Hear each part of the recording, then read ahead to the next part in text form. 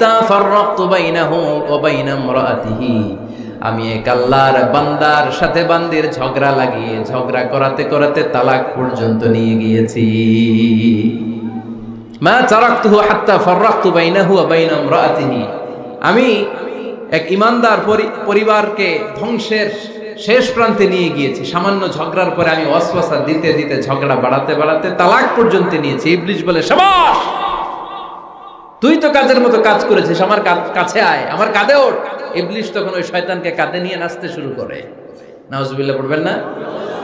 এজন্য ইমানদারদের সংসার ভেঙে খান খান হোক, এটা হলে ইবলিস খুশি, আর ইমানদারের পরিবার টিকে থাকলে আমার আল্লাহ খুশি। আমরা কার খুশি চাই? এজন্য শয়তানরে খুশি হতে দেয়া যাবে না। ইমানদারদের পরিবারগুলো ঝগড়ার মাধ্যমে ভেঙে যাক, সব সময় শয়তানের মিশন এটা। আর ইমানদারদের পরিবারগুলো টিকে থাক, এটা আমার আল্লাহ সব সময় চায়। সুবহানাল্লাহ পড়েন। এজন্য দৌলতপুরের ভাইরা ঝগড়া করবেন না। ঝগড়া কিন্তু নবী রাসূলদের পরিবারেও ছিল, আল্লাহ রাসূল সাল্লাল্লাহু আলাইহি ওয়াসাল্লামের পরিবারেও ঝগড়া ছিল। এটা স্বাভাবিক, দাম্পত্য জীবনের খুব সিম্পল ইস্যু। একজন রাগ করলে আরেকজন থেমে যাবেন। পারবেন? কি হলো, পারবেন না?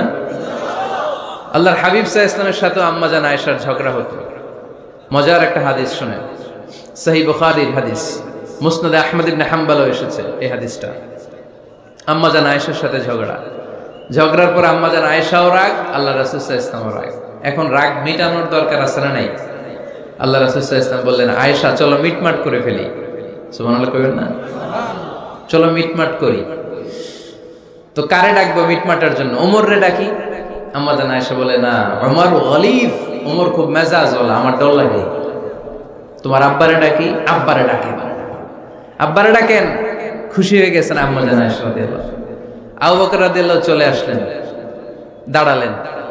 এবার বিষ্ণু সাল্লাল্লাহু আলাইহি ওয়াসাল্লাম বললেন, তাতাকাল্লিমিন আও আতাকাল্লাম, কি ঘটছে আমাদের মাঝে, তুমি বলবা না আমি বলবো? আম্মা জান আয়েশা বললেন, তাতাকাল্লামু আনতা ওয়ালা তাকুল ইল্লা হাক্কান, আপনিই বলেন, তবে সত্য ছাড়া মিথ্যা বলেন না। আবু বকর রাদিয়াল্লাহু তাআলা আনহু শুনে রেগে গেলেন, কি এ কেমন কথা তোমার? নবীকে উদ্দেশ্য করে তুমি বলছো সত্য ছাড়া মিথ্যা বলবেন না, নবী কখনো মিথ্যা বলবে নাকি? রেগে মেয়ের গায়ে মেরেছে এক চোর খেয়ে আম্মা জান আয়েশা উল্টে পড়ে গেলেন। সাইয়েদনা আবু বকর রাদিয়াল্লাহু তাআলা আনহু রেগে গড়গড় করতে লাগলেন, আবার মারার জন্য উদ্যত হলেন। আম্মা জান আয়েশা রাদিয়াল্লাহু তাআলা আনহু বাঁচার জন্য এবার বিশ্বনবীর পিছনে যে আশ্রয় নিলেন। সুবহানাল্লাহ পড়বেন না? বিশ্বনবী সাইয়েদনা আবু বকরের সামনে দুই হাত মেলে ভেবে দাঁড়িয়ে গেলেন। আল্লাহর হাবিব যখন আম্মা জান আয়েশাকে বাঁচানোর জন্য দুই হাত উঁচু করে দাঁড়িয়ে গেলেন, সাইয়েদনা আবু বকর থেমে গেলেন। সাইয়েদনা আবু বকর এই পরিস্থিতি দেখে ঘর থেকে বের হয়ে ঘরের বাইরে দাঁড়ালেন। এবার আল্লাহর রাসূল সাল্লাল্লাহু আলাইহি ওয়াসাল্লাম আম্মা জান আয়েশাকে তুললেন, বললেন, ইয়া আয়েশা কাইফা রাআইতিনি আনকাসতুকি মিনার রাজুল, দেখলা নাকি কেমন করে আমি তোমার বাবার হাত থেকে তোমারে বাঁচালাম? আজকে আমি যদি সামনে দাঁড়িয়ে না বাঁচাতাম, তোমার বাবা তোমারে একেবারে মেরেই ফেলতো। সুবহানাল্লাহ পড়ে। দেখছো আয়েশা, আমি বাঁচাইলাম তোমারে, আমার সাথে ঝগড়া করো, আমি বাঁচাইলাম। এই কথা শুনে আম্মা জান আয়েশা রাদিয়াল্লাহু তাআলা লজ্জায় পড়ে হেসে দিলেন। সুবহানাল্লাহ পড়বেন না? এত আস্তে সুবহানাল্লাহ। লজ্জায় হেসে দিলেন। বিশ্বনবী সাল্লাল্লাহু আলাইহি ওয়াসাল্লাম এবার হেসে দিলেন। দুইজনের হাসাহাসি শুনে বাইরে থেকে আবু বকর রাদিয়াল্লাহু তাআলা আনহু হাসির আওয়াজ শুনে অবাক, কিরে এতক্ষণ যুদ্ধ, এখন আবার হাসি কেন? হাসে দেখার জন্য সাইয়েদনা আবু বকর রাদিয়াল্লাহু তাআলা আনহু ঘরের ভেতরে ঢুকলেন। ঢুকে দেখেন আম্মা জান আয়েশাও হাসে, বিশ্বনবীও হাসে, সাইয়েদনা আবু বকর হেসে দিলেন। আরশের উপর থেকে খুশি হয়ে গেলেন কে? এবার সাইয়েদনা আবু বকর বলেন, ইয়া রাসূলুল্লাহ, ইয়া হাবিবাল্লাহ, আশরিকানি ফি সিলমিকুমা কামা আশরাকতুমানি ফি হারবিকুমা। নবী গো, আপনাদের দুইজনের মধ্যে যুদ্ধ লাগলে যেমনি মিটমাট করার জন্য আপনি আমারে ডাকেন, আপনাদের এই আনন্দ গণ মুহূর্তগুলোতে শরীক হওয়ার জন্য মাঝে মাঝে আমারে ডাইকে। সুবহানাল্লাহ পড়ে। আপনাদের মধ্যে যুদ্ধ লাগলে সন্ধি করার জন্য যেমনি আমারে ডাকেন, আপনারা যখন আনন্দ ঘন পরিবেশ এরকম খুনসুটি করেন, হাসাহাসিতে মেতে ওঠেন, তখন একটু আমারে রাখেন। সুবহানাল্লাহ পড়বেন না? দেখেন আল্লাহ রাসূল সাল্লাল্লাহু আলাইহি ওয়াসাল্লাম পৃথিবীর সবচেয়ে শ্রেষ্ঠতম মানুষ, উনাদের পরিবারেও ঝগড়া হতো, কিন্তু এই ঝগড়া কোনোদিন তালাক পর্যন্ত গিয়েছে? কথা বলেন না কেন? আল্লাহর হাবিব সাল্লাল্লাহু আলাইহি ওয়াসাল্লাম তার কোন স্ত্রীকে তালাক দিয়েছেন? প্রায় আম্মা জান আয়েশার সাথে রাগারাগি হতো। আল্লাহর হাবিব সাল্লাল্লাহু আলাইহি ওয়াসাল্লাম বলতেন, আয়েশা কখন তুমি রেগে থাকো সেটাও আমি জানি, কখন তুমি আমার উপর খুশি থাকো সেটাও আমি জানি। ইয়া আয়েশা ইন্নী লা আ'লামু ইযা কুনতি আন্নী রাদিয়া ওয়া ইযা কুনতি আলাইয়া গাদবা। আয়েশা কখন রেগে থাকো তাও বুঝি, কখন খুশি থাকো তাও বুঝি। আম্মা জান আয়েশা বললেন, ইয়া রাসূলুল্লাহ কেমনে বোঝেন? বিশ্বনবী বললেন, তোমার দোয়ার বাক্যগুলো শুনো বুঝি। যখন তুমি আমার উপরে খুশি থাকো তখন দোয়ার সময় তুমি এভাবে বলো, রব্বি মুহাম্মদ, ও মুহাম্মাদের রব আপনি আমাদের সব গুনাহ মাফ করে দেন। আর যখন তুমি আমার উপর রেগে থাকো তখন তুমি মুনাজাতের সময় বলো, রব্বি ইব্রাহিম, ইব্রাহিমের রব আপনি আমাদেরকে ক্ষমা করে দেন। তার মানে যখন তুমি রেগে থাকো তখন দোয়ার সময় আমার নামটা মুখে নিতে চাও না। সুবহানাল্লাহ পড়েন। তখন তুমি দোয়ার সময় অন্য নবীর নাম নাও। আম্মা জান আয়েশা বললেন, ইয়া রাসূলুল্লাহ মা আহাজুরু ইল্লা ইসমাক, আমি তো শুধু নামটাই সরাই, আমার মুখ থেকে কেবল আপনার নামটাই সরায় রাখি, আমার হৃদয় থেকে কখনো আপনারে সরাতে পারি না। আমার হৃদয় জুড়ে আপনি, মা আহাজুরু ইল্লা ইসমাক, নবী হে আমি শুধু দোয়ার সময় রাগের মাথায় আপনার নামটা বাদ দেই, হৃদয় থেকে তো আপনারে বাদ দিতে পারি না। সুবহানাল্লাহ বলবেন না? তার মানে নবীদের ফ্যামিলি তো ঝগড়া এগুলো হতো, কিন্তু এটা তালাক পর্যন্ত গড়াতো না, ঠিক কিনা? তাহলে এখন থেকে আমাদের এই স্লোগান নিতে হবে যে ঝগড়া করলেও আমরা ডিভোর্সের দিকে যাব না। পারা যাবে? আর একজন রেগে গেলে আরেকজনকে চুপ থাকতে হবে। ভাবি রেগে গেলে আপনি চুপ, পারবেন? পারবেন না? ইনশাআল্লাহ। এই যারা বিয়ে করে না এরা ইনশাআল্লাহ, আর বাকিরা চুপচাপ আওয়াজ করে। তাহলে প্রথমে ঝগড়া করা যাবে না। 3 নাম্বার, দাম্পত্য জীবনের কোনো গোপন কথা অন্যের কাছে শেয়ার করা যাবে না। হাদিসে এসেছে এটাকে বলা হয়েছে আ'যামুল আমানা, এটা সবচেয়ে বড় আমানত। যারা দাম্পত্য জীবনের একান্ত বিষয় কারোর সাথে শেয়ার করে তারা সবচেয়ে বড় কবিরা গুনাহ করে। আশারুন নাস বলেছেন বিশ্বনবী এদেরকে, সবচেয়ে নিকৃষ্ট মানুষ। ইয়াউমাল কিয়ামাতি মানজিলাতান, আল্লাহর কাছে কিয়ামতের দিন সবচাইতে নিকৃষ্ট হয়ে দাঁড়াবে ওই দম্পতি, ওই নারী কিংবা ওই পুরুষ, তুফদি ইলা যাওজিহি ওয়া ইউফদি ইলা যাওজিহা সুম্মা ইউনশিরু সিররাহা। তারা একান্ত সময়ে ফিজিক্যাল ইন্টিমেসিতে যা করে এটা পরে মানুষের কাছে বলে বেড়ায়, এরকম আছে না নাই? খবরদার, এটা বড় কবিরা গুনাহ। অনেক বোনরা একসাথে হলে দাম্পত্য জীবনের বিভিন্ন গোপন বিষয় নিয়ে কথা বলে, আছে না নাই? অনেক পুরুষরা একে অপরের সাথে, বন্ধুদের সাথে বিভিন্ন বিষয় নিয়ে শেয়ার করে, এটা এমন ওইটা এমন, এগুলো বলা যাবে? আর সিবাউ হারাম, দাম্পত্য জীবনের সব বিষয়, স্বামীর সব বিষয় স্ত্রীর কাছে আমানত, স্ত্রীর সব বিষয় স্বামীর কাছে আমানত রেখেছে কে? দাম্পত্য জীবনের এই প্রাইভেট লাইফের কোনো কিছু কিয়ামত পর্যন্ত অন্যের কাছে প্রকাশ করাকে হারাম ঘোষণা করে দিয়েছে কে? এজন্য খবরদার আমার বোনেরা, একসাথে মহিলারা হলে পেটের কথা পিঠের কথা সব বের করে দেয়, আসরা নাই? কিছু থাকে না, সব বের হয়ে যায়। খবরদার, সব বললেও দাম্পত্য জীবনের কোনো কথা শেয়ার করা যাবে? আমার ভাইয়েরা খবরদার, আপনাদের দাম্পত্য জীবনের কোনো কথা আপনার বন্ধুর সাথে শেয়ার করতে পারবেন না। এগুলো ফ্যামিলি শান্তি নষ্ট করে, দাম্পত্য জীবনের সুখকে নষ্ট করে। তাহলে 3 নাম্বার, প্রাইভেসি বজায় রাখবেন, এটা দুজনেরই দায়িত্ব। 4 নাম্বার, অহেতুক সন্দেহ পরিহার করুন।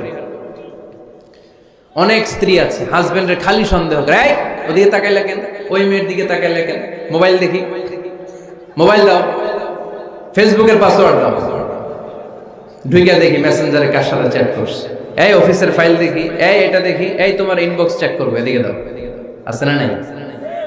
এই সন্দেহ ঘরটারে জাহান্নামের টুকরা বানিয়ে ছেড়েছে। অহেতুক সন্দেহ করবেন না। আবার ভাইরা ভাবিদেরকে অহেতুক সন্দেহ করবেন, এই ওদিকে গেলা কেন, ওদিকে তাকাইলা কেন, এটা করলা কেন, ওইটা করলা কেন, দেখি তোমার মোবাইল, তোমার মোবাইলের গ্যালারি দেখি, লক করে রাখছো কেন, লক খোলো, আছে না নাই?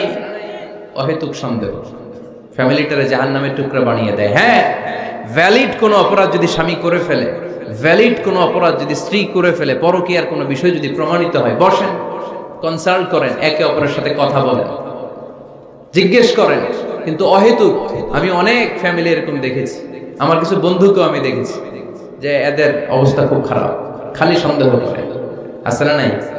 এই সন্দেহের রোগটা বড় রোগ, এই রোগ থেকে বেরিয়ে আসতে হবে। অহেতুক সন্দেহ করা যাবে না। 5 নাম্বার, হাজব্যান্ড ওয়াইফের দায়িত্ব হচ্ছে একে অপরের সহযোগী হতে হবে, সহকর্মী। আল্লাহর জান্নাত পাওয়ার ক্ষেত্রে একে অপরের সহযোগী। আপনি একা জান্নাতে যাবেন, ভাবি জাহান্নামে, এটা আপনি চান? জি না, আওয়াজ নাই আমগো গলায়। আপনি এটা চান? ভাবি একা জান্নাতে যাবে, আপনি যাবেন না, এটা ভাবি চায়? চায় না। তাহলে গেলে একসাথেই যান না, একসাথেই যান, একসাথেই যাবেন, আলাদা না। এজন্য আল্লাহর আনুগত্যে, আল্লাহর ইবাদতে, দাম্পত্য জীবনে একে অপরের সহযোগী হতে হবে। স্বামী ভুল করলে স্ত্রী সুন্দর করে শুধরে দিবে, স্ত্রী ভুল করলে স্বামী শুধরে দিবে। ফজরের সময় স্ত্রী হাজবেন্ডকে ডেকে দিবে, উঠতে না চাইলে ঠান্ডা পানির ছিটা দিবে। কারণ জান্নাতে একা যাওয়া যাবে না, গেলে দুইজনই যাবে। কথা কয় না? দুইজনেই জান্নাতে যাওয়ার দরকার আছে না নাই? যত বেশি আপনারা আল্লাহর আনুগত্যে আগাতে পারবেন, তত আপনাদের মহাব্বত বাড়ায় দিবে কে? এই যে হাজবেন্ড ওয়াইফের ভালোবাসাটাকে বলে লাভ পিরামিড। কি pyramid? Love pyramid, like triangle, ত্রিভুজ আকৃতির। হাজবেন্ড ওয়াইফের ভালোবাসাটা ত্রিভুজ আকৃতির। The closer the couple comes to Allah, the closer they comes to each other. Husband wife যত বেশি আল্লাহর কাছে যাবে, তারা নিজেরাও নিজেদের তত কাছে যাবে। হাজবেন্ড ওয়াইফ আল্লাহর সম্পর্ক থেকে যত দূরে সরে যাবে, তারা নিজেরাও নিজেদের থেকে তত দূরে সরে যাবে। ঠিক কি না? ত্রিভুজ চিনেন আপনারা?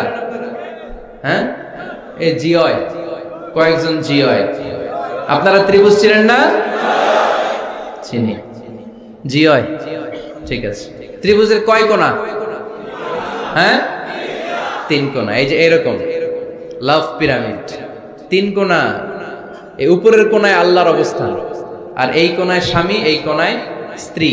তো তারা আল্লাহর দিকে যত যাবে, নিজেরাও তত কাছে যাবে। আর তারা আল্লাহর সম্পর্ক থেকে যত দূরে চলে যাবে, নিজেদের মধ্যে দূরত্ব বাড়তে থাকবে। ঠিক কিনা? পিরামিডটা বুঝতে পারছেন?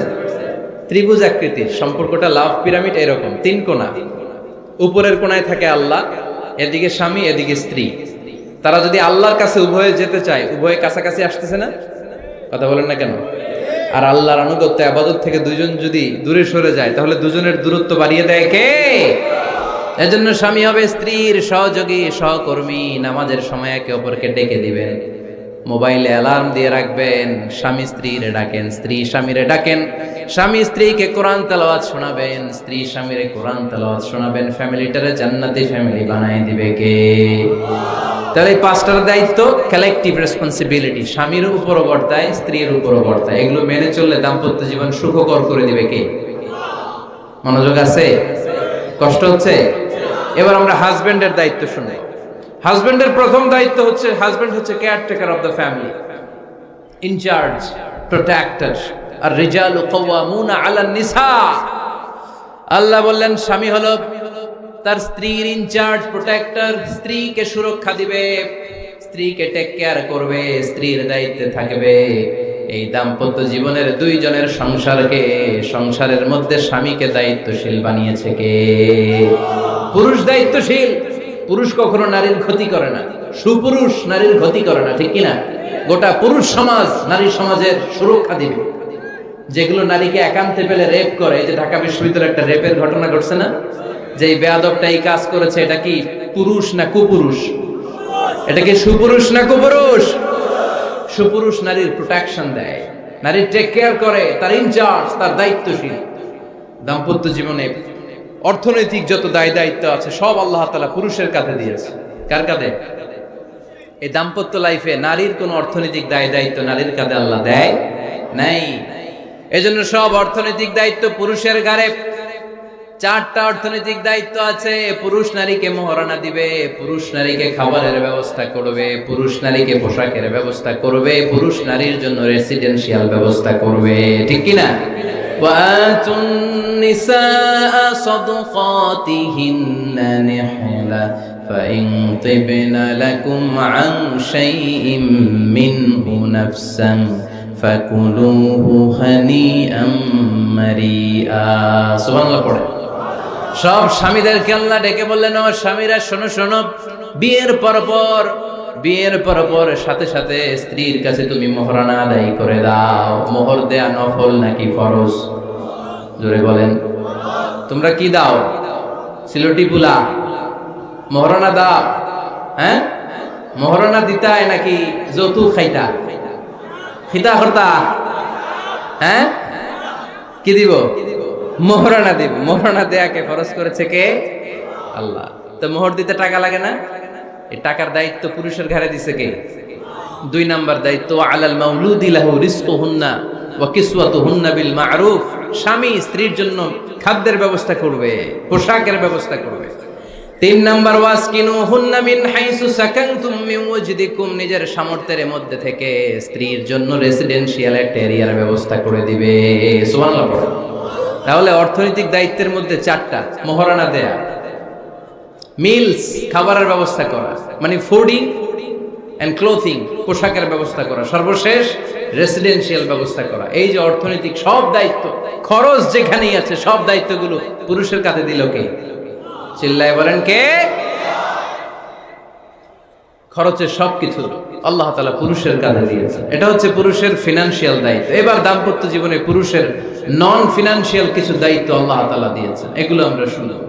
এদিকে ওঠাওয়াটি করলেন কে কে দেখি? আটকান, এদেরকে আটকান। ধরেন ধরেন, এদেরকে ধরেন। হ্যাঁ, কি হয়েছে? শেষ করে দিব তো? খিতা হইতা? হ্যাঁ, জোরে মাতো। চলবে চলবে? হ্যাঁ, তাকবীর পড়েন তো দেখি, যারা চলবে বলতেছেন লিল্লাহি তাকবীর।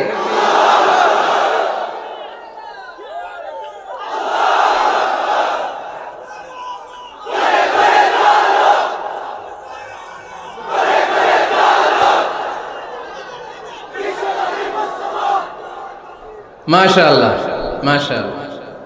এবার দাম্পত্য জীবনে নন ফিনান্সিয়াল পুরুষের যে দায়িত্ব আছে সেটা আমরা শুনবো। 1 নাম্বার দায়িত্ব হচ্ছে স্বামীর উচিত স্ত্রীর সাথে ভালো আচরণ করা।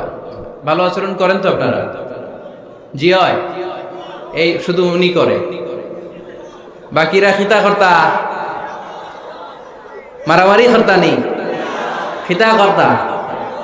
হ্যাঁ, সালাম দিবেন, স্ত্রীকে কি দিবেন? আল্লাহ বললেন ওয়া আশিরুহুন্না বিল মা'রুফ। স্ত্রীর সাথে কোমল ভাষায়, ভালো শব্দে, ভালো বাক্যে ভালো কথা বলো। স্ত্রীর সাথে খারাপ আচরণ করো না। স্ত্রীকে দেখলে তুমি মুচকি হাসি দাও। অনেক স্বামী আছে কখনো স্ত্রীকে দেখলে মুচকি হাসি দেয় না, চেহারাটা বাংলা পাসের মতো এরকম করে রাখে। আছে না নাই? দৌলতপুরের লোকের অবশ্য অনেক ভালো, এই যে সবার মুখে হাসি, মুচকি হাসি। হাসেন তো, মুচকি হাসি দেন তো একটা। আওয়াজ করলে মুচকি হাসি হয় নাকি? এটা মুচকি হাসি, দাঁত দেখা যাবে না, সাউন্ড হবে না, শুধু এখানে একটু একটা এক চিলতে হাসির একটা ঝলক পড়বে, এটা বলে মুচকি হাসি। কেন রাসূলুল্লাহ সাল্লাল্লাহু আলাইহি ওয়াসাল্লাম আকসারু তাবাসসুমান, আল্লাহর হাবিব সাল্লাল্লাহু আলাইহি ওয়াসাল্লাম সব সময় মুচকি হাসতেন। অনেকে আছে চেহারা গোমরা করে রাখে, জীবনেও হাসে না, এরকম আছে না নাই? দেখছেন এরকম আছে? এই এলাকায় তো নাই না? আছে। হাসবেন হাসবেন, মুচকি হাসতে পয়সা লাগে না। পয়সা লাগে? এজন্য হাসবেন। আল্লাহর হাবিব সাল্লাল্লাহু আলাইহি ওয়াসাল্লাম বলেছেন ফাস্তাউসু বিন নিসাই খায়রা, নারীর সাথে ভালো আচরণ করো। নারীদেরকে বাঁকা পাঁজরের হাড় দিয়ে তৈরি করা হয়েছে। এই হাড়কে সোজা করতে গেলে ভেঙে যাবে, রেখে দিলে বাঁকাই থেকে যাবে। তো কি করতে হবে? ফাস্তাউসু বিন নিসাই খায়রা, কোমল আচরণ করো। আবার আল্লাহর হাবিব সাল্লাল্লাহু আলাইহি ওয়াসাল্লাম বললেন রিফকাম বিল কাওয়ারিদ, নারীদেরকে কাচের তৈজসপত্র, বাসনের সাথে, গ্লাসের সাথে আল্লাহর হাবিব সাল্লাল্লাহু আলাইহি ওয়াসাল্লাম তুলনা করলেন। কাচের তৈজসপত্র, কাচের গ্লাস, কাচের প্লেট যেমনি আস্তে তুলতে হয়, আস্তে রাখতে হয়, নারীদের সাথে এরকম কোমল আচরণ করার আদেশ দিয়েছে কে? কাচের গ্লাস, তৈজসপত্র, জগ কিভাবে রাখেন আপনারা? খুব জোরে এরকম ধপাস করে নাকি? উঠানোর সময় ধপাস করে উঠান? খুব স্মুথলি এটা ধরতে হয়, স্মুথলি এটা রাখতে হয়। তেমনি নারীদের সাথেও স্মুথলি আচরণ করবেন। নারীদেরকে যত আপনি কোমল মোলায়েম ভাষায় কথা বলতে পারবেন, তারা তত আপনার কথা শুনবে। যত সুন্দর সুন্দর কথা নারীকে, স্ত্রীকে বলবেন তুমি আমার সব, তুমি আমার কৈতরী, তুমি আমার টুনটুনি, তুমি আমার ময়না পাখি, তুমি আমার সোনা পাখি। ওই যে কয় কলিজা, তার মানে প্র্যাকটিস চলে বাসায়। আর কি ডাকেন? ভাবিরে কি ডাকেন বলেন? যান।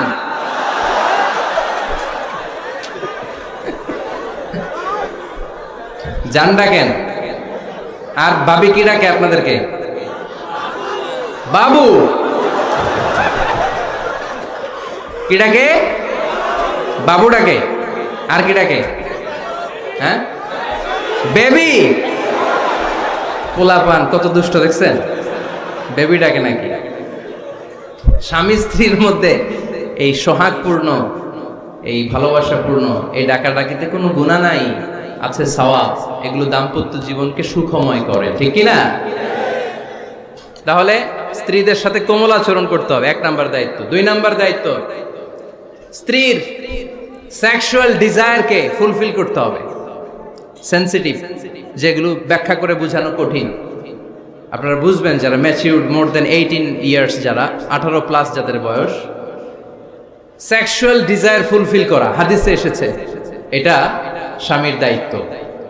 ফিজিক্যাল ইন্টিমেসির সময় নিজের ডিজায়ার ফুলফিল হলেই কুইট না করা, সময় দেয়া, এটা আবশ্যক। এই বিষয়েও প্রত্যেক স্বামীর খেয়াল রাখা দরকার। সংক্ষেপে শেষ করে দিলাম। 3 নাম্বার, স্ত্রীর ব্যক্তিগত বৈধ কাজে স্বাধীনতা দিতে হবে স্বামীর। অনেক স্বামী এই ছোট্ট বিষয় নিয়ে মারামারি লাগায় ফেলে ঘরে। স্ত্রীর ব্যক্তিগত বৈধ যে চয়েস, এটাতে আপনি স্বাধীনতা দিবেন। স্ত্রীর মনে চায় রান্না বান্না শিখতে, আপনি বললেন তুমি কম্পিউটার শিখো, কিলাকিলি আছে না নাই? স্ত্রীর মনে চায় কাঁথা সেলাই শিখতে, নকশি কাঁথা, আপনি বললেন না তুমি ল্যাঙ্গুয়েজ শিখো, ঝামেলা আছে না নাই? না, আপনি একটা ইন্ডিভিজুয়াল, আপনার স্ত্রী আর একটা ইন্ডিভিজুয়াল, প্রত্যেকের আলাদা ব্যক্তিগত রুচি, চাহিদা, মতামতের গুরুত্ব আছে না নাই? এজন্য প্রত্যেক স্বামীর উচিত স্ত্রীর বৈধ ব্যক্তিগত যে কাজ, অবৈধগুলো না আবার। স্ত্রী বলল যে জি বাংলা দেখবো, তুমি একটা টিভি নিয়ে আসো, আনা যাবে? কথা বলেন। স্ত্রী বলল চলো পহেলা বৈশাখে আমরা নাচানাচি করব, তুমি আর আমি মিলে, এটা মানা যাবে না। স্ত্রীর ব্যক্তিগত বৈধ কাজের স্বাধীনতা দেয়া।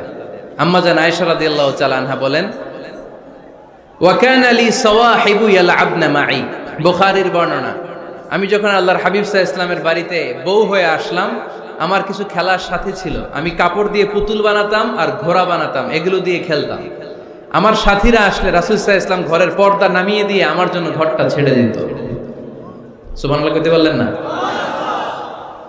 আল্লাহর হাবিব সাল্লাল্লাহু আলাইহি ওয়াসাল্লাম কখনো বলতেন না আয়েশা তোমার বান্ধবীরা যেন ঘরে না আসে, কখনো বলতেন না আয়েশা আমি নবী মানুষ, তুমি নবীর বউ, তুমি কেন পুতুল দিয়ে খেলো, তুমি যেন কাপড় দিয়ে পুতুল বানাও, কেন ঘোড়া বানাও, এগুলো বন্ধ করো। কোনদিন বিশ্বনবী আম্মা জান আয়েশা রাদিয়াল্লাহু তাআলা আনহার পুতুল খেলায় বাধা দেন নাই, সাথীদের সাথে খেলাধুলায় কখনো বাধা দেন নাই। সুবহানাল্লাহ পড়েন। ছোট্ট মেয়েদের জন্য কাপড়ের পুতুল দিয়ে খেলাধুলা করা এটা জায়েজ, কারণ ছোট্ট মেয়েরা দেখবেন পুতুল বানায়, এটারে দুধ খাওয়ায়, এটার জন্য রান্না করে, এটারে গোসল করায়। এটাকে ছোট্ট মেয়েদের জন্য এই পুতুল খেলা জায়েজ রাখা হয়েছে এজন্য, কারণ তারাই কিছুদিন হবে এই প্রজন্মের মা। তাদের সন্তানদেরকে কেমন করে লালন পালন করবে তার একটা প্র্যাকটিস খেলার ছলেই ছোটবেলায় হয়ে যায়। সুবহানাল্লাহ পড়েন। এজন্য 3 নাম্বার দায়িত্ব স্ত্রীর ব্যক্তিগত হালাল যে কাজগুলো আছে, তার ব্যক্তিগত এই ভালো কাজগুলোতে আপনার স্বাধীনতা দিতে হবে, বাধা দেয়া যাবে না। 4 নাম্বার দায়িত্ব, স্ত্রীর প্রশংসা করবেন। কি করবেন? প্রশংসা। আমরা খালি দোষ খুঁজি, তোমার রান্না ভালো না, তোমার চেহারা ভালো না, তোমার বাপ ভালো না, তোর মা ভালো না, তোর 14 গোষ্ঠী খারাপ, আছে না নাই? তো এই বেডি আপনারা ভালোবাসবে? এই বেডি তো আজীবন আপনার বদনাম করবে, ঠিক কি না? কোনদিন তারে আপনি প্রশংসা করলেন না, প্রশংসা করবেন। স্ত্রীর চেহারার প্রশংসা করেন, যে তুমি সুন্দর, তুমি সুন্দরী, এরকম বলেন, খুশি হবে না? হ্যাঁ, তুমি সুন্দর তাই চেয়ে থাকি, সে কি মোর অপরাধ? কোনো অপরাধ নাই, ইচ্ছা মতো গাইতে থাকেন স্ত্রীর শানে গান, সব আছে না নাই? তবে শুধু স্ত্রীকে শোনানো যাবে, ভাবিরে শোনানো যাবে, শালীরে শোনানো যাবে, পাশের বাড়ির কাউরে শোনানো যাবে? দেখেন ইসলাম কত চেক এন্ড ব্যালেন্স। স্ত্রীকে আপনি গান শোনান, কোনো গুনাহ নাই, আছে শুধু সওয়াব। তাহলে 4 নম্বর পয়েন্ট হচ্ছে এপ্রিসিয়েশন, সারাদিন এই মহিলাটা ফজরের পর থেকে উঠে ঘর গোছায়, মশারিগুলো খোলে, বিছানা পরিষ্কার করে, বাচ্চাদেরকে ক্লিন করে, স্কুলের টিফিন রেডি করে দেয়, বাচ্চাদেরকে স্কুলে যেতে দেয়, আপনার জন্য খাবার রেডি করে, কাপড় ধোয়, ঘরের সবাইকে দেখভাল করে। একদিনও আপনি তার এপ্রিসিয়েশন করলেন না। এরকম ডাকাইত স্বামী আছে না নাই? দৌলতপুরে নাই, এখানে সব ভালো। এপ্রিসিয়েট করবেন, আমরা ভুলে যাই, একটা থ্যাঙ্কস দিতে ভুলে যাই, একটা জাযাকিল্লাহ, আল্লাহ তোমাকে জাযা দেখ, এটাও বলি না। বউ তুমি অনেক কষ্ট করেছো, তুমি অনেক দিক সামলাও, আমি আর কয়টা সামলাই, তুমিই তো দেখো, একদিনও বলে না, আছে না নাই? তার রান্নার প্রশংসা করবেন, তার কাজের প্রশংসা করবেন, তার চেহারার প্রশংসা করবেন। এদিকে তাকান, বলবেন তুমি সুন্দরী, তুমি অনন্যা, তুমি সুস্নিগ্ধা, তুমি প্রিয়ংবদা, তুমি সুহাসিনী, তুমি সুকেশিনী, তুমি সুভাষিনী, তুমি অসূর্যম পোষ্যা, মেঘ কালো কেশ, কাজল কালো চুল, হরিণের মতো ডাগর ডাগর দুটি তোমার চোখ। আহা হা, যে পোলাপাইন খুশি হয়ে গেছে। আহা হা, ওরা মুখস্থ রাখতেছে, বলবে এগুলা, বিয়ে করে নাই কিন্তু এখনো। তো জায়গা মতো বলবা, গার্লফ্রেন্ডে বলো না। আবার কাকে বলবা? স্ত্রীকে। কাকে? স্ত্রীকে। পারা যাবে না? একটু এপ্রিসিয়েশন দেওয়া যাবে না ওনাদেরকে? একটু প্রশংসা করবেন। প্রশংসা পেলে নারীরা বড্ড খুশি হয়। যদি আপনি বলেন যে তোমার রান্নাটা আজকে অসাধারণ হয়েছে, দেখবেন আরেক বাটি আইনা দিতেছে, খাইতে পারতেছে না, এরপরে পাতে তুলে দেয়, আরেকটু খাও, আরে খাও না, আছে না নাই? ওই যে প্রশংসা করছেন, খুশি হয়ে গেছে তো। আপনি 10,000 টাকার বান্ডিল দিয়ে আপনার বউকে যত খুশি করতে না পারবেন, রান্না মজা হয়েছে এইটা বলে আপনি অনেক বেশি খুশি করতে পারবেন। আল্লাহর হাবিব সাল্লাল্লাহু আলাইহি ওয়াসাল্লাম কখনো স্ত্রীদের রান্নার বদনাম করে নাই। সুবহানাল্লাহ পড়বেন না? আওয়াজ করে পড়েন সুবহানাল্লাহ। আজ থেকে স্ত্রীর সৌন্দর্যের প্রশংসা করবেন, কাজের প্রশংসা করবেন, রান্নার প্রশংসা করবেন, এপ্রিসিয়েশন দিবেন। পারবেন তো? রান্নার প্রশংসা নিয়ে মজার একটা গল্প আছে, শুনতে চান? তো উঠতে শুরু করলেন যে, হ্যাঁ, এখন আর কে কারে ধরবে? অনেকে উঠে গেছে। 2টার দিকে যারা বসা, প্রায় আমার মাহফিলগুলোতে এই সমস্যা হয়। গাইবান্ধাতে আমি গেলাম, জিজ্ঞেস করলাম কখন আসছেন? কয় ফজর পরে আসছেন। তো ফজর পরে আসছেন, এত আগে আসছেন কেন? কয় জায়গা পাবো না, এই জন্য। লক্ষ লক্ষ মানুষ, কে কাকে নিয়ন্ত্রণ করবে? লক্ষ লক্ষ মানুষ। আমার জীবনে এত বড় প্যান্ডেল আমি কথা বলি নাই। এরা সকাল থেকে বসে আছে, পেশাব আটকে রাখছে, এটা ক্ষতিকর না? এরা আজহারিকে দেখার পরে এরপরে ওঠা আরম্ভ করছে, দেখাইছি, কয় দেখা গেছি হুজুর, এরপরে চলে যাচ্ছে। তা আপনাদের কি অবস্থা এরকম? হ্যাঁ, আচ্ছা ঠিক আছে। তো রান্নার প্রশংসা নিয়ে যে মজার গল্পটা আপনাদের শোনাতে চাই, এদিকে তাকান, মনোযোগী হন। আমার ওয়াজ শুনে এক লোক মনে মনে নিয়ত করছে যে আইরে, জীবনে তো রান্নার প্রশংসা করলাম না, আজকে রান্নার প্রশংসা করব। তো মাহফিল শেষে বাসায় গেছে, স্ত্রী তাকে খাবার দিয়েছে, স্বামী খাবার খায় আর মিটি মিটি হাসে। স্ত্রী বলে, এই মাহফিল শুনে আসছো, রাত বাজে 12টা, খাচ্ছ, ভালো কথা, হাসো কেন? তো স্বামী বলে, হাসি এর কারণ হচ্ছে তোমার রান্নাটা আজকে এত মজা হয়েছে না জীবনে, আজকে বাড়াই বাড়াই করতেছে, তো জীবনে এত মজার রান্না খাই নাই। রান্না মজা হয়েছে শুই না। স্ত্রী তো রেগে গেছে, কি গত 10 বছর ধরে তোমার রান্না করে খাওয়াই, একদিনও রান্নার প্রশংসা করলা না, আর আজকে পাশের ঘরের ভাবি একটু গরুর গোশতের তরকারি পাঠাইছিল বাটিতে করে, পাশের ঘরের ভাবি একটু আমাদের বাড়িতে তরকারি পাঠাইছিল, তো ওই তরকারি দিয়েই তোমাকে খাবার দিছি, আজকে রান্না টান্না আমি করি নাই। তো ওই বেটির রান্না তোমার এত ভালো লাগছে, এই 10 বছরে একদিনও কইলা না, আজকে এটা কইলা, খাও খাও, তোমার মজার খাওয়া, আর রান্ধুম না। তো প্রশংসা করলে বুঝে শুনে করবেন, একটু এনশিওর হবেন যে রান্নাটা করছিল কে। তা না হইলে কিন্তু ঘরে চুলায় আগুন জ্বলবে না, টানার রোজা রাখা লাগবে, ঠিক কিনা? তো 4 নাম্বার গেল এপ্রিসিয়েশন, একটু এপ্রিসিয়েশন দিবেন। আল্লাহর হাবিব সব সময় স্ত্রীদের প্রশংসা করতেন। সেই বুখারীর বর্ণনা, আল্লাহর হাবিব বলেন, ইন্না ফাদলা আয়েশা আলান নিসা কাফাদলি সারিদ আলা সাইরিত তাআম। আরব ভূখণ্ডের মধ্যে সব খাবারের উপরে সারিদ খাবার যেমনি সেরা, দুনিয়ার সব নারীদের মধ্যে আমার আয়েশা তেমনি সেরা। সারিদ একটা খাবার আছে। আমি যখন মিশরে পড়তাম আল আজহার ইউনিভার্সিটিতে, আমাদের ইউনিভার্সিটিতে সরকারের পক্ষ থেকে সরকারিভাবে খাবার দেয়া হতো। আমাদের খাবারের খরচ বহন করতেন ওমানের সুলতান কাবুস। এই গত 3-4 দিন আগে ইন্তেকাল করেছেন। নাম শুনছেন আপনারা? প্রায় 40 বছরেরও বেশি মনে হয়, 45 বছর বা 50 বছরের লম্বা সময় উনি ওমানের প্রেসিডেন্ট ছিলেন। উনি আমাদের খাবারের খরচটা বহন করতেন। কিছুদিন আগে ইন্তেকাল করেছেন। আমরা ওনার জন্য দোয়া করি, আল্লাহ তাআলা এই সুলতান কাবুসের জীবনের গুনাহগুলো মাফ করে দিক, ওনার সমস্ত খেদমত আল্লাহ কবুল করে নিক। তো আমাদের আল আজহার ইউনিভার্সিটির হোস্টেলে ঈদের দিন একটা খাবার দিত, এটার নাম ছিল সারিদ। রুটি আর গোশত এগুলোকে ম্যাশড করে একটা স্তর বানাতো, এটা কেটে কেটে আমাদেরকে দিত। এটাকে বলে সারিদ। আরব দেশে সবচেয়ে দামি খাবার। আমাদের দেশে যেমনি পোলাও, গরুর রেজালা, রোস্ট, এগুলো খুব উন্নত খাবার ধরা হয়, বিয়েতে সার্ভ করা হয়। আরব দেশে ওইটাকে বলে সারিদ, শ্রেষ্ঠ খাবার। আল্লাহর হাবিব বললেন, সব খাবারের মধ্যে যেমনি সারিদ সেরা, নারীকুলের মধ্যে তেমনি আমার আয়েশা সেরা। দেখেন কেমনে এপ্রিসিয়েট করতেন। আম্মা জান আয়েশাকে তিনি সব সময় আদর করে হামায়রা বলে ডাকতেন। হামায়রা মানে লাল সুন্দরী বউ। কি সুন্দরী? আম্মা জান আয়েশা রেগে গেলে গাল দুটো আনার ফলের মতো লাল হয়ে যেত, এজন্য ডাকতেন, ও আমার লাল সুন্দরী বউ। সুবহানাল্লাহ কইতে পারলেন না? আবার আম্মা জান খাদিজাতুল কুবরা তাহেরা রাদিয়াল্লাহু তাআলা আনহার ব্যাপারে বলতেন, ইন্নী ক্বাদ রুজিকতু হুব্বাহা। সহিহ মুসলিমের বর্ণনায় তিনি বলতেন, খাদিজার ভালোবাসা আল্লাহ তাআলা আমার হৃদয়ে রিজিক হিসেবে দিয়েছে। আওয়াজ করে পড়েন আল্লাহু আকবার। তো এইজন্য এপ্রিসিয়েট করবেন। 5 নাম্বার হচ্ছে আপনার ভালোবাসা স্ত্রীকে প্রকাশ করুন। এক ছাদের নিচে আজীবন বসবাস, 20 বছর হয়ে গেছে এদের সংসার, একদিনও মুখ ফুটে বলতে পারে নাই তোমারে ভালোবাসি। পারছেন? হ্যাঁ, কে কে পারছেন? দেখে হাত তুলে। হাত অর্ধেক তুলে আবার নামায়, ভেজাল আছে, ঠিক কিনা? ভালোবাসি বলছিলেন? কারে বলছিলেন?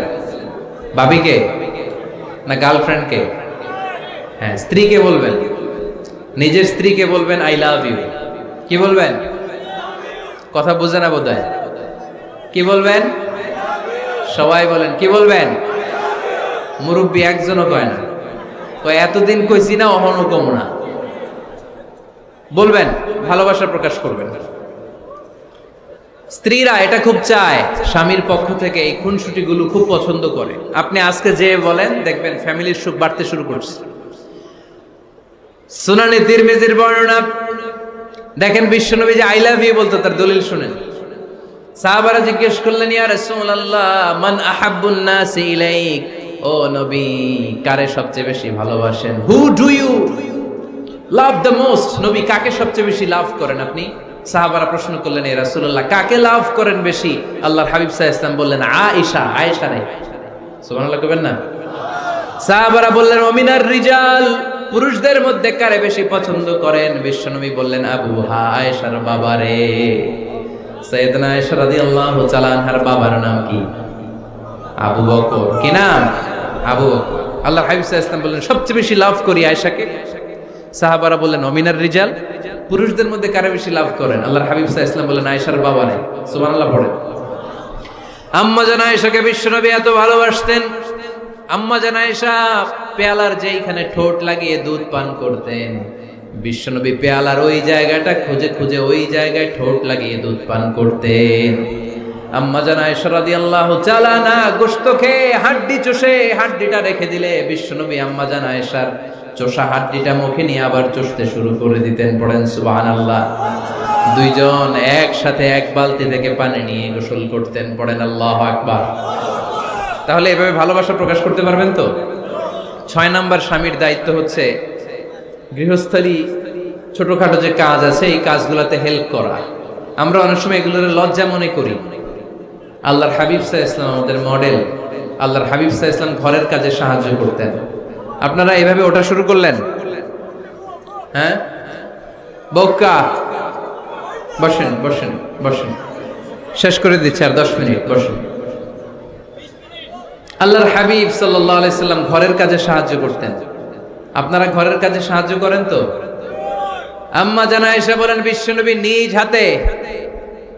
নিজ হাতে জুতা সেলাই করেছেন, নিজ হাতে জামা সেলাই করেছেন। মুসনাদে আহমদ ইবনে হাম্বলের বর্ণনা, আল্লাহর রাসূল সাল্লাল্লাহু আলাইহি ওয়াসাল্লাম দুধ খেতে মন চাইলে নিজ হাতে ছাগলের দুধ দহন করেছেন। সুবহানাল্লাহ। নিজে আটার খামির বানাতেন, আম্মা জান আয়েশা চুলায় সেকা দিতেন। আবার আম্মা জান আয়েশা রাদিয়াল্লাহু তাআলা আনহা আটার খামির বানাতেন, বিশ্বনবী এটা চুলায় সেকা দিতেন। সুবহানাল্লাহ পড়ে।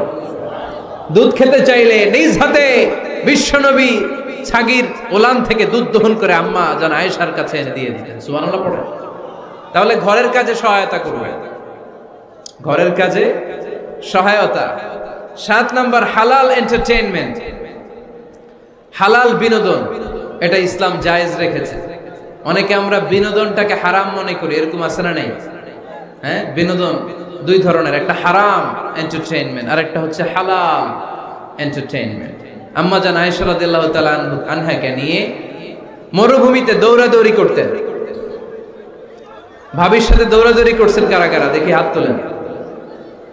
হ্যাঁ, দৌড়াদৌড়ি করছেন কোথায়? যৌতুকের লাগে হেতেরে দৌড়াইছেন? হেতি বাস আল্লাহ দিছে দৌড়, এই দৌড়াদৌড়ি না। আম্মা জান আয়েশা রাদিয়াল্লাহু তাআলা আনহার সাথে বিশ্বনবী মরুভূমিতে দৌড়াদৌড়ি করেছেন। বলেছেন, আয়েশা দেখো কে কার আগে ওই খেজুর বাগান ধরতে পারে, তুমি আগে না আমি আগে। একবার বিশ্বনবী জিতলেন, তার 7 বছর পরে প্রথমে আম্মা জান আয়েশা রাদিয়াল্লাহু তাআলা আনহা ওই দৌড়ে জিতলেন। তার 7 বছর পরে বিশ্বনবী জিতে আম্মা জান আয়েশাকে হারায় দিলেন। পড়েন সুবহানাল্লাহ।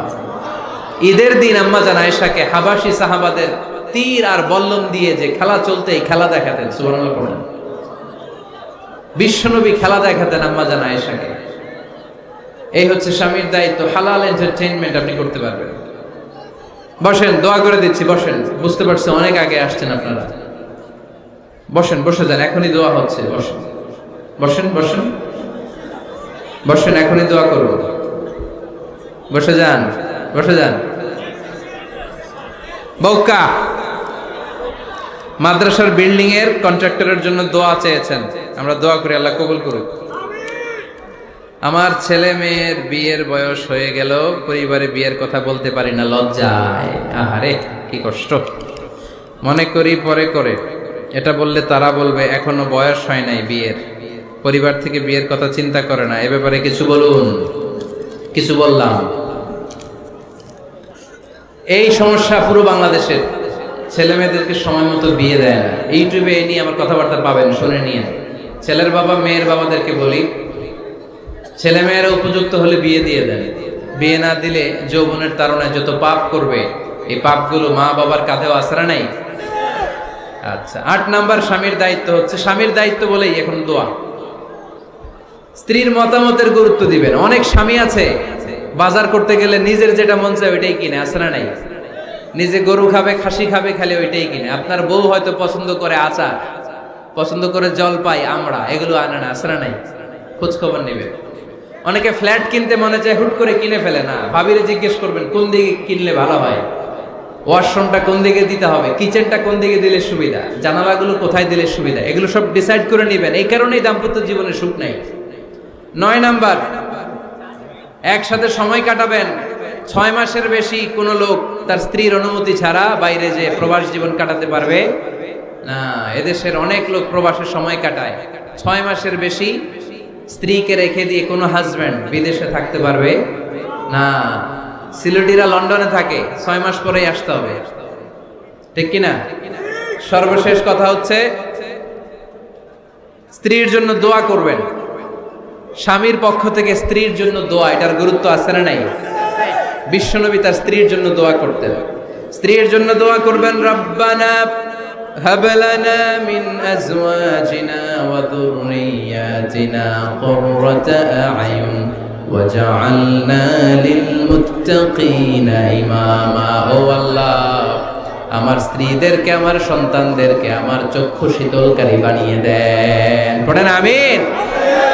আল্লাহ আমার স্ত্রীকে এমন বানান, স্ত্রীকে দেখলেই যেন আমার হৃদয়টা প্রশান্ত হয়, আমার চোখ যেন জুড়িয়ে যায়। এই 10টা দায়িত্ব স্বামীর সুখী দাম্পত্য জীবনের জন্য। স্ত্রীর দায়িত্ব আজকে বলার সুযোগ হলো না, অন্য কোথাও অন্য কোনো মাহফিলে বিষয় নিয়ে আলোচনা করব যে একটা সুখী দাম্পত্য জীবনের জন্য স্ত্রীকে আল্লাহ কি দায়িত্ব দিয়েছে।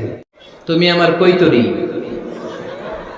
তুমি আমার টুনটুনি, তুমি আমার ময়না পাখি, তুমি আমার সোনা পাখি। ওই যে কয় কলিজা, তার মানে প্র্যাকটিস চলে বাসায়। আর কি ডাকেন ভাবিরে, কি ডাকেন বলেন? জান।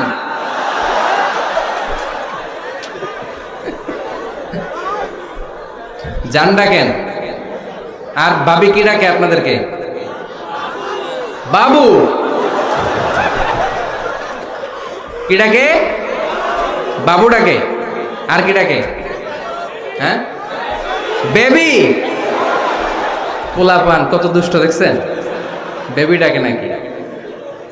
স্বামী স্ত্রীর মধ্যে এই সোহাগপূর্ণ, এই ভালোবাসাপূর্ণ এই ডাকাডাকিতে কোনো গুনাহ নাই, আছে সওয়াব। এগুলো দাম্পত্য জীবনকে সুখময় করে, ঠিক কি না? 20 বছর হয়ে গেছে এদের সংসার, একদিনও মুখ ফুটে বলতে পারে নাই তোমারে ভালোবাসি। পারছেন? হ্যাঁ, কে কে পারছেন? দেখে হাত তুলে। হাত অর্ধেক তুলে আবার নামায়, ভেজাল আছে, ঠিক কিনা? ভালোবাসি বলছিলেন? কারে বলছিলেন? ভাবিকে না গার্লফ্রেন্ডকে? হ্যাঁ, স্ত্রীকে বলবেন, নিজের স্ত্রীকে বলবেন আই লাভ ইউ। কি বলবেন? প্রথমে স্বামীর দায়িত্ব শুনবো। দাম্পত্য জীবনে স্বামীকে আল্লাহ তাআলা কি দায়িত্ব দিয়েছে, তারপর স্ত্রীকে আল্লাহ তাআলা কি দায়িত্ব দিয়েছে, এবং দুইজনের আবার কালেকটিভ সম্মিলিত কিছু দায়িত্ব আছে, এগুলো আমরা শুনবো। শুনতে রাজি আছেন তো? কষ্ট হচ্ছে আপনাদের? আচ্ছা, এই বাম দিকটা আমাকে কষ্ট দিয়েই যাচ্ছে, খালি আওয়াজ কথা। একটু থামছে আবার শুরু। কেন? আমার দিকে তাকান। আরেকজনকে থামতে বলছে কি আপনারা? এই থামো থামো, এগুলো বলেন কেন? আপনি থামেন, তাই তো হয়ে গেল। হ্যাঁ, আবার আমার সাথে কথা বলেন, আপনি চুপ। তো প্রথমে আমরা সম্মিলিত দায়িত্বের কথা শুনবো। সম্মিলিতভাবে আল্লাহ স্বামী স্ত্রী দুইজনকেই কিছু দায়িত্ব দিয়েছে, যে দায়িত্বটা দুইজনের উপরই বর্তায়। এরপরে শুনবো স্বামীকে আল্লাহ কিছু দায়িত্ব দিয়েছে, এটা শুনবো। এরপরে স্ত্রীকে কিছু দায়িত্ব দিয়েছে। আল্লাহর কসম, এই দায়িত্বগুলো যদি স্বামী স্ত্রী সম্মিলিতভাবে পালন করে, এক একটা ঘরকে আল্লাহ জান্নাতি পরিবার বানায় দিবে, সুখী সমৃদ্ধ জান্নাতি দম্পতি বানায় দিবে। এরকম দাম্পত্য জীবন, সুখময় দাম্পত্য জীবন আমাদের হোক। আমরা চাই কি চাই না? চাই। তাহলে আমরা প্রথমে আলাদা আলাদা দায়িত্ব শোনার আগে সম্মিলিত বা কালেকটিভ রেসপন্সিবিলিটি কি আছে, এই সম্মিলিত দায়িত্বগুলো শুনবো। স্বামী স্ত্রীর দুইজনের কাঁধেই বর্তায় এরকম প্রথম দায়িত্ব হচ্ছে স্যাক্রিফাইস। দাম্পত্য জীবনের আসল খেলাটা হচ্ছে স্যাক্রিফাইসের খেলা। কিসের খেলা? স্যাক্রিফাইস। এটা লাগবে। আমার বোনেরা,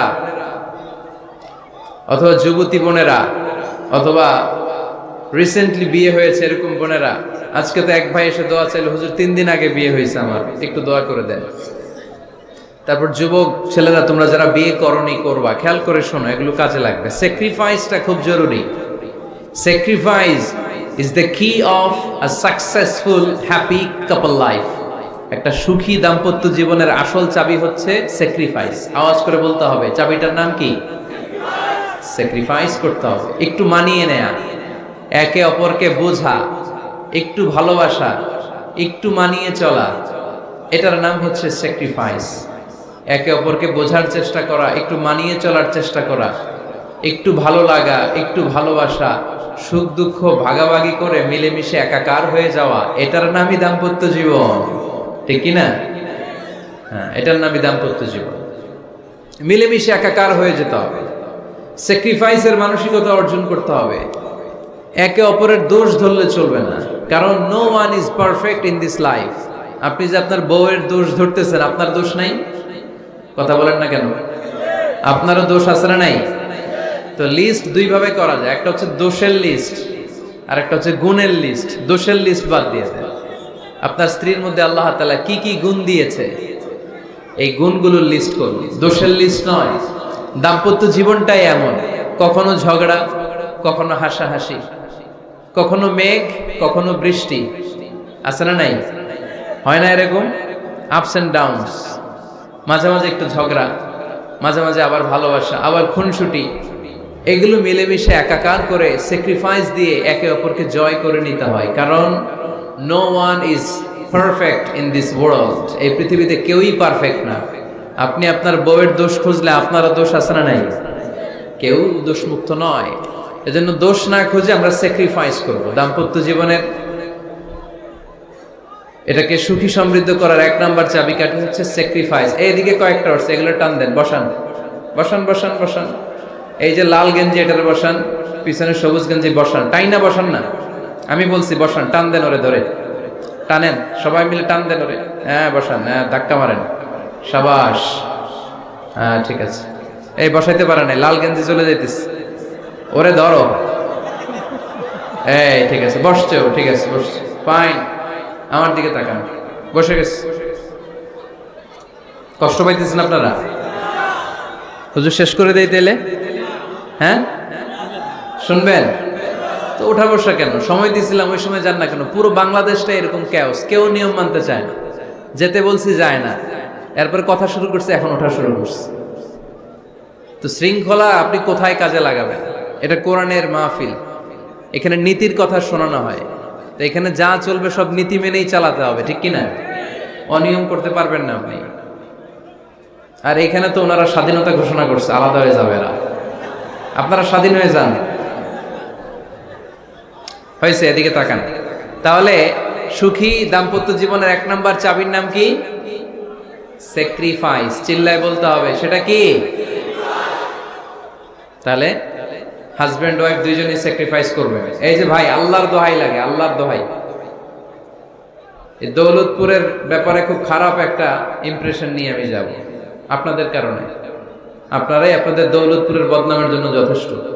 আরেকজনের বসানোর দরকার নেই, নিজেই বসেন, কাউরে ইঙ্গিত করার দরকার নাই, কোথাও লাইট মারার দরকার নাই, লাইট বন্ধ করে নিজেই বসে যান, বসেন।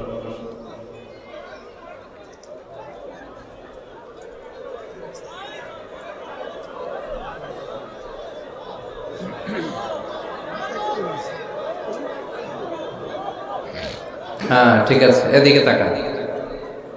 দাম্পত্য জীবনকে সুখী করার দুই নাম্বার কালেকটিভ ফর্মুলা হচ্ছে ঝগড়া করা যাবে না। ঝগড়া আপনারা করেন নাকি ভাবির সাথে? ভাবির সাথে ঝগড়া করেন কে কে? দেখি হাত তোলেন।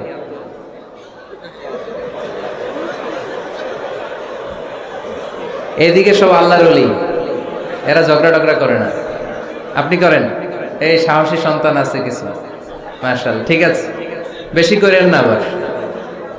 হ্যাঁ ঠিক আছে, ঠিক আছে, তোমরা করো, বুঝছি, আপনারাও করেন, ওকে। না, ঝগড়া করা যাবে না। একজন ঝগড়া শুরু করলে আরেকজন চুপ থাকতে হবে। দুইজনই ঝগড়া করলে, দুইজন রেগে গেলে ঝামেলা আসে না নাই? স্বামী রেগে গেলে স্ত্রী চুপ, স্ত্রী কখনো রেগে গেলে স্বামী চুপ, দুইজনই রেগে গেলে তৃতীয় বিশ্বযুদ্ধ, ঠিক কিনা? এজন্য ঝগড়া করতে দেয়া যাবে না। কারণ এই ঝগড়া, সামান্য ঝগড়া থেকে এই ঝগড়া বাড়তে বাড়তে এটা বিচ্ছেদের দিকে গড়ায়, ডিভোর্স হয়ে যায়। এরকম কত কেস যে আমার কাছে আসে, কত কেস যে আমার কাছে আসে যে হুজুর ছোট্ট ঝগড়া থেকে আমাদের মধ্যে ঝগড়া বাড়তে বাড়তে ইগো প্রবলেমের কারণে বিচ্ছেদে গড়ায়। আর এই ঝগড়া একটু শুরু হলে ইবলিস শয়তানের কাজ হচ্ছে পালে বাতাস দেয়। কি দেয়? পালে বাতাস পেলে এটা দাউ দাউ করে উঁচু হয়ে ওঠে। আগুনের মধ্যে যেমনি কেরোসিন ঢাললে দাউ দাউ করে জ্বলে, সামান্য ঝগড়ার ছোতা পেলে ইবলিস শয়তান খালি দাউ দাউ করে এই ঝগড়ার আগুনকে জ্বালিয়ে দেয়, ঠিক কিনা? এজন্য ঝগড়া করবেন না, মেহেরবানি করে ঝগড়া শুরু করবেন না। যে কোনো মূল্যে এই ঝগড়াকে থামায় রাখতে হবে। তো ফ্যামিলিতে ঝগড়া অনেক সময় হয়ে যায়, কিন্তু একজন ঝগড়া করলে আরেকজন চুপ থাকতে হবে। ঝগড়া নিয়ে একটা মজার গল্প আছে, শুনবেন? বিশৃঙ্খলা ভোগ করলে তো গল্প শোনানো যাবে না, একেবারে চুপ। আমার দিকে তাকান, তাকিয়েছেন? ঝগড়া নিয়ে যে গল্পটা, সেটা হচ্ছে এক স্বামী ওয়াজ শুনে বাড়িতে গেছে রাত 11টায়। তো বাড়ির কাছাকাছি যেতে না যেতে স্ত্রীর আবার স্বভাব হচ্ছে রাতের খাবারটা স্বামীর সাথে একসাথে খায়, আলাদা খায় না। তো বাড়ির সামনে যেই স্বামী ফোন দিছে ওয়াইফকে, এই শুরু করার আগে দরজাটা খোলো, আমি চলে আসছি। তো ওয়াইফ এসে দরজা খুলে দিছে। এবার স্বামী ঘরে ঢুকে বলে, শুরু করার আগে রাতের খাবারটা দিয়ে দাও টেবিলে, খেয়ে ফেলি। স্ত্রী বেচারি ডাইনিং টেবিলে খাবার দিয়েছে, হাজব্যান্ড বেচারা ওয়াশরুম থেকে ফ্রেশ হয়ে ডাইনিং টেবিলে বসেছে, স্ত্রীও বসেছে। তো খুব বড্ড গরম। হাজব্যান্ড বলে, শুরু করার আগে ফ্যানটা ছাড়। এইবার তো স্ত্রী বেচারি রেগে মেগে আগুন, কি আসার পর থেকে শুরু করার আগে কি শুরু করার আগে? হাজব্যান্ড বলে, এই তো শুরু হয়ে গেল। মানে কি? ঝগড়া। মানে কি? ঝগড়া। প্রিয় ভাইয়েরা, ঝগড়া করবেন না। স্বামী রেগে গেলে স্ত্রী চুপ থাকবেন, স্ত্রী রেগে গেলে স্বামী চুপ থাকবেন। কারণ সহিহ মুসলিমে এসেছে, ইন্না ইবলিসা ইয়াদাউ আরশাহু আলাল মা। ইবলিস শয়তান তার সিংহাসন গেড়েছে সাগরের উপর। কোথায়? ইবলিসের সিংহাসন কোথায়? সাগরের উপর। সুম্মা ইয়াবাসু সারায়াহু, সে প্রতিদিন সকালবেলা তার সাঙ্গপাঙ্গরে গোটা পৃথিবীতে পাঠায়, যা পৃথিবীতে ফাসাদ সৃষ্টি কর। ইবলিস যখন সাঙ্গপাঙ্গদেরকে গোটা পৃথিবীতে ছড়িয়ে দেয়, সারাদিন ধোঁকা দেওয়ার পরে, ওয়াসওয়াসা দেওয়ার পরে রাত্রিবেলা ইবলিসের কাছে ফিরে আসে, এসে বলে, ও ইবলিস, আমি আজকে আল্লাহর বান্দাদেরকে দিয়ে মিথ্যা কথা বলিয়েছি। ইবলিস বলে, এটা তো কোনো ব্যাপারই না, এগুলাই তো তোদের কাজ। আরেক শয়তান বলে, আমি ওজনে কম দিয়েছি একজনের মাধ্যমে বাজারে। ইবলিস বলে, এটাও তেমন বড় কোনো কাজ নয়। আরেকজন বলে, আমি সুদের ডিলিংস করিয়েছি। ইবলিস বলে, এটাও কোনো কাজ নয়। আরেক শয়তান বলে, আমি মদের আড্ডাখানায় নিয়ে মসজিদে যেতে নিয়েছিল, সেখান থেকে সরিয়ে মদের আড্ডাখানায় আল্লাহর বান্দাদেরকে নিয়েছি। ইবলিস বলে, এইটাও তেমন বড় কোনো কাজ নয়।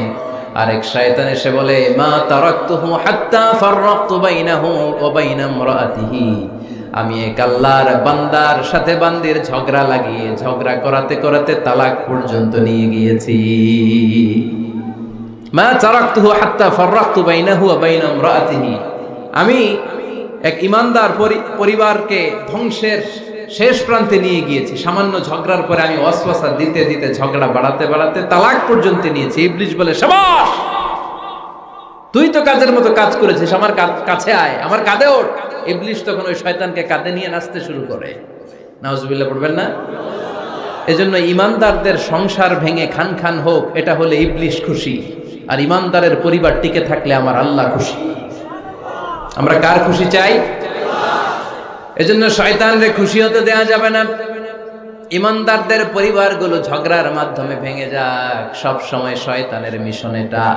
আর ইমানদারদের পরিবারগুলো টিকে থাক, এটা আমার আল্লাহ সব সময় চায়। সুবহানাল্লাহ পড়েন। এজন্য দৌলতপুরের ভাইরা, ঝগড়া করবেন না। ঝগড়া কিন্তু নবী রাসূলদের পরিবারেও ছিল, আল্লাহ রাসূল সাল্লাল্লাহু আলাইহি ওয়াসাল্লামের পরিবারেও ঝগড়া ছিল। এটা স্বাভাবিক। দাম্পত্য জীবনের খুব সিম্পল ইস্যু।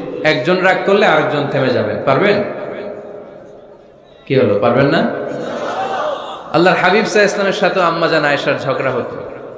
মজার একটা হাদিস শুনেন, সহিহ বুখারীর হাদিস, মুসনাদ আহমদ ইবনে হাম্বলও এসেছে এই হাদিসটা। আম্মা জান আয়েশার সাথে ঝগড়ার পর আম্মা জান আয়েশাও রাগ, আল্লাহ রাসূল সাল্লাল্লাহু আলাইহি ওয়াসাল্লামও রাগ।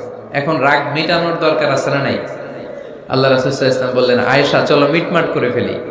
সুবহানাল্লাহ কইবেন না? চলো মিটমাট করি। তো কারে ডাকবো মিটমাটার জন্য? ওমর রে ডাকি। আম্মা জান আয়েশা বলে, না, ওমর গলিব, ওমর খুব মেজাজ ওয়ালা, আমার ডর লাগে। তোমার আব্বারে ডাকি। আব্বারে ডাকেন। আব্বারে ডাকেন। খুশি হয়ে গেছেন আম্মা জান আয়েশা রাদিয়াল্লাহু। আবু বকর রাদিয়াল্লাহু চলে আসলেন, দাঁড়ালেন।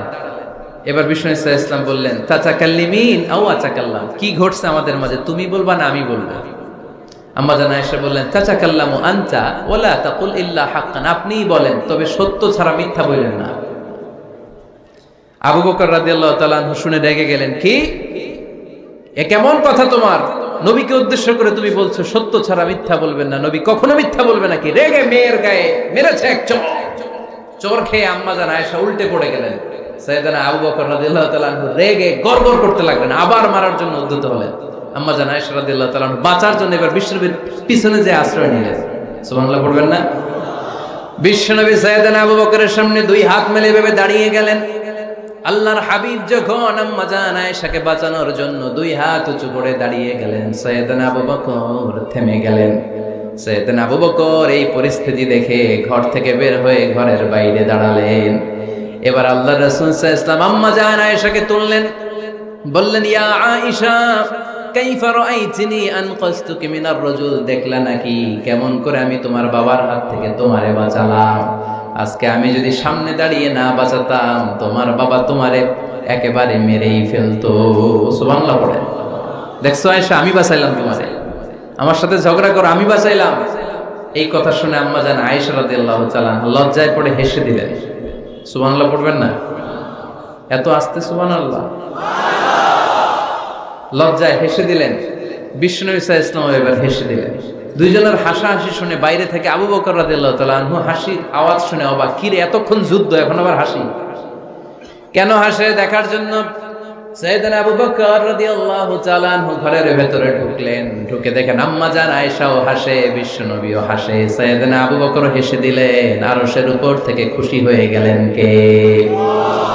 এবার সাইয়েদনা আবু বকর বলেন, ইয়া রাসূলুল্লাহ, ইয়া হাবিবাল্লাহ, আশরিকানি ফি সিলমিকুমা কামা আশরাকতুমানি ফি হারবিকুমা। নবী গো, আপনাদের দুইজনের মধ্যে যুদ্ধ লাগলে যেমনি মিটমাট করার জন্য আপনি আমারে ডাকেন, আপনাদের এই আনন্দ ঘন মুহূর্তগুলোতে শরীক হওয়ার জন্য মাঝে মাঝে আমারে ডাকেন।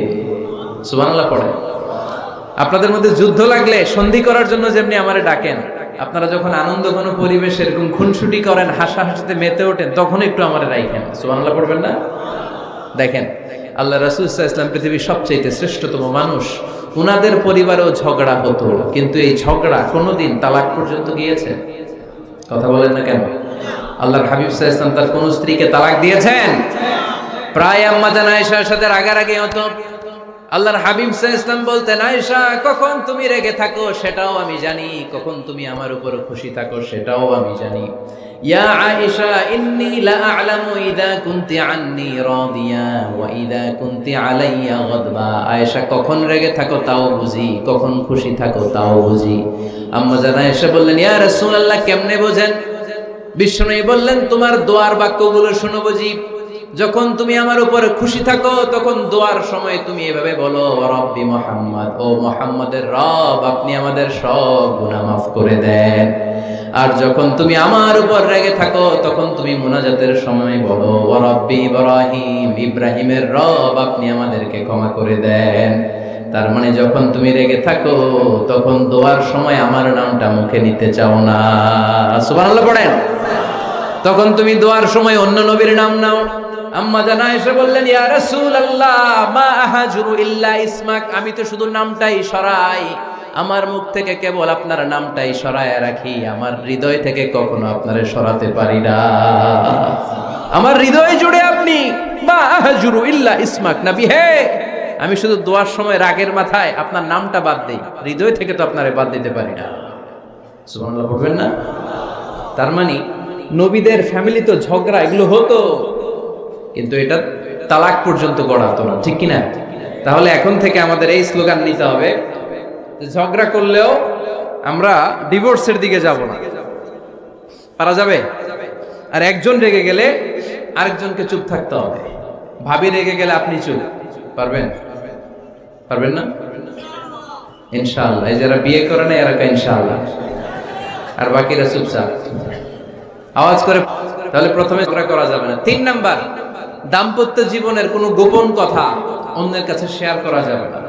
হাদিসে এসেছে, এটাকে বলা হয়েছে আ'যামুল আমানা, এটা সবচেয়ে বড় আমানত। যারা দাম্পত্য জীবনের একান্ত বিষয় কারোর সাথে শেয়ার করে তারা সবচেয়ে বড় কবিরা গুনাহ করে। আশারুন নাস বলেছেন বিশ্বনবী এদেরকে, সবচেয়ে নিকৃষ্ট মানুষ। ইয়াউমাল কিয়ামাতি মানজিলাতান, আল্লাহর কাছে কিয়ামতের দিন সবচাইতে নিকৃষ্ট হয়ে দাঁড়াবে ওই দম্পতি, ওই নারী কিংবা ওই পুরুষ, তুফদি ইলা যাওজিহি ওয়া ইউফদি ইলা যাওজিহা সুম্মা ইউনশিরু সিররাহা। তারা একান্ত সময়ে ফিজিক্যাল ইন্টিমেসিতে যা করে এটা পরে মানুষের কাছে বলে বেড়ায়, এরকম আছে না নাই? খবরদার, এটা বড় কবিরা গুনাহ। অনেক বোনরা একসাথে হলে দাম্পত্য জীবনের বিভিন্ন গোপন বিষয় নিয়ে কথা বলে, আছে না নাই? অনেক পুরুষরা একে অপরের সাথে, বন্ধুদের সাথে বিভিন্ন বিষয় নিয়ে শেয়ার করে, এটা এমন ওইটা এমন, এগুলো বলা যাবে? আর সিবাউ হারাম। দাম্পত্য জীবনের সব বিষয়, স্বামীর সব বিষয় স্ত্রীর কাছে আমানত, স্ত্রীর সব বিষয় স্বামীর কাছে আমানত রেখেছে কে? দাম্পত্য জীবনের এই প্রাইভেট লাইফের কোনো কিছু কিয়ামত পর্যন্ত অন্যের কাছে প্রকাশ করাকে হারাম ঘোষণা করে দিয়েছে কে? এজন্য খবরদার আমার বোনেরা, একসাথে মহিলারা হলে পেটের কথা পিঠের কথা সব বের করে দেয়, আসরা নাই? কিছু থাকে না, সব বের হয়ে যায়। খবরদার, সব বললেও দাম্পত্য জীবনের কোনো কথা শেয়ার করা যাবে? আমার ভাইয়েরা খবরদার, আপনাদের দাম্পত্য জীবনের কোনো কথা আপনার বন্ধুর সাথে শেয়ার করতে পারবেন না। এগুলো ফ্যামিলির শান্তি নষ্ট করে, দাম্পত্য জীবনের সুখকে নষ্ট করে। তাহলে 3 নাম্বার, প্রাইভেসি বজায় রাখবেন, এটা দুজনেরই দায়িত্ব। 4 নাম্বার, অহেতুক সন্দেহ পরিহার করুন। অনেক স্ত্রী আছে হাজবেন্ডের খালি সন্দেহ করে, ওদিকে তাকাইলা কেন, ওই মেয়ের দিকে তাকাইলা কেন, মোবাইল দেখি, মোবাইল দাও, ফেসবুকের পাসওয়ার্ড দাও, ঢুইকা দেখি মেসেঞ্জারে কার সাথে চ্যাট করছে, এই অফিসের ফাইল দেখি, এই এটা দেখি, এই তোমার ইনবক্স চেক করবো, এদিকে দাও, আছে না নাই? এই সন্দেহ ঘরটারে জাহান্নামের টুকরা বানিয়ে ছেড়েছে। অহেতুক সন্দেহ করবেন না। আবার ভাইরা ভাবিদেরকে অহেতুক সন্দেহ করবেন, এই ওদিকে গেলা কেন, ওদিকে তাকাইলা কেন, এটা করলা কেন, ওইটা করলা কেন, দেখি তোমার মোবাইল, তোমার মোবাইলের গ্যালারি দেখি, লক করে রাখছো কেন, লক হলো, আছে না নাই?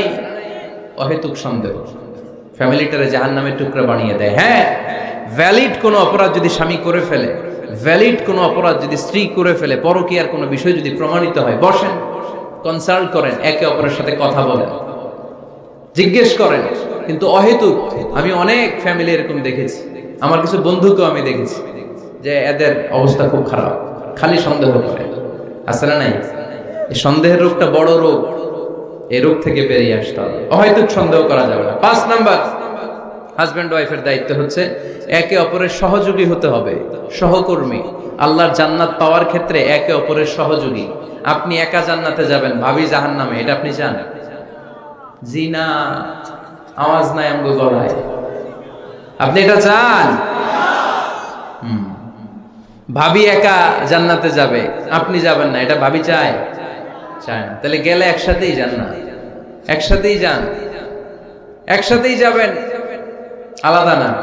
এজন্য আল্লাহর আনুগত্যে, আল্লাহর ইবাদতে, দাম্পত্য জীবনে একে অপরের সহযোগী হতে হবে। স্বামী ভুল করলে স্ত্রী সুন্দর করে শুধরে দিবে, স্ত্রী ভুল করলে স্বামী শুধরে দিবে।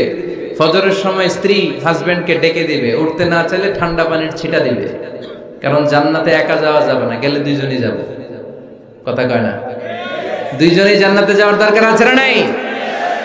যত বেশি আপনারা আল্লাহর আনুগত্যে আগাতে পারবেন, তত আপনাদের মহাব্বত বাড়ায় দিবে কে? এই যে হাজবেন্ড ওয়াইফের ভালোবাসাটাকে বলে লাভ পিরামিড। কি pyramid? Love pyramid, like triangle, ত্রিভুজ আকৃতির। হাজবেন্ড ওয়াইফের ভালোবাসাটা ত্রিভুজ আকৃতির। The closer the couple comes to Allah, the closer they comes to each other. Husband wife যত বেশি আল্লাহর কাছে যাবে, তারা নিজেরাও নিজেদের তত কাছে যাবে। হাজবেন্ড ওয়াইফ আল্লাহর সম্পর্ক থেকে যত দূরে সরে যাবে, তারা নিজেরাও নিজেদের থেকে তত দূরে সরে যাবে, ঠিক কিনা? ত্রিভুজ চিনেন আপনারা? হ্যাঁ, এই জিওয় কয়েকজন জিওয়, আপনারা ত্রিভুজ চিনেন না? চিনি, জিওয়, ঠিক আছে। ত্রিভুজের কয় কোণা? হ্যাঁ, 3 কোণা। এই যে এরকম লাভ পিরামিড, 3 কোণা। এই উপরের কোণায় আল্লাহর অবস্থান, আর এই কোণায় স্বামী, এই কোণায় স্ত্রী। তো তারা আল্লাহর দিকে যত যাবে, নিজেরাও তত কাছে যাবে। আর তারা আল্লাহর সম্পর্ক থেকে যত দূরে চলে যাবে, নিজেদের মধ্যে দূরত্ব বাড়তে থাকবে, ঠিক কিনা? পিরামিডটা বুঝতে পারছেন? ত্রিভুজ আকৃতির সম্পর্কটা লাভ পিরামিড এরকম, 3 কোণা। উপরের কোণায় থাকে আল্লাহ, এদিকে স্বামী, এদিকে স্ত্রী। তারা যদি আল্লাহর কাছে উভয়ে যেতে চায়, উভয়ে কাছাকাছি আসতেছে না? কথা বলেন না কেন? আর আল্লাহর আনুগত্য ইবাদত থেকে দুইজন যদি দূরে সরে যায়, তাহলে দুজনের দূরত্ব বাড়িয়ে দেয় কে?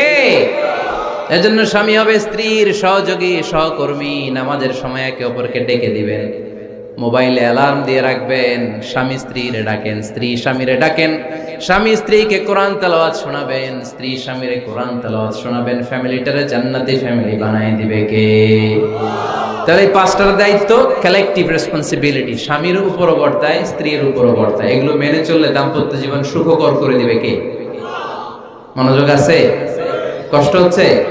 এবার আমরা হাজবেন্ডের দায়িত্ব শুনি। হাজবেন্ডের প্রথম দায়িত্ব হচ্ছে, হাজবেন্ড হচ্ছে caretaker of the family, in charge, protector. আর রিজালু কাওয়ামুনা আলান নিসা। আল্লাহ বললেন স্বামী হলো তার স্ত্রীর ইনচার্জ, প্রোটেক্টর, স্ত্রীকে সুরক্ষা দিবে, স্ত্রীকে টেক কেয়ার করবে, স্ত্রীর দায়িত্বে থাকবে।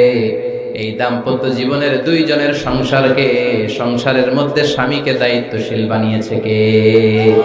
পুরুষ দায়িত্বশীল। পুরুষ কখনো নারীর ক্ষতি করে না।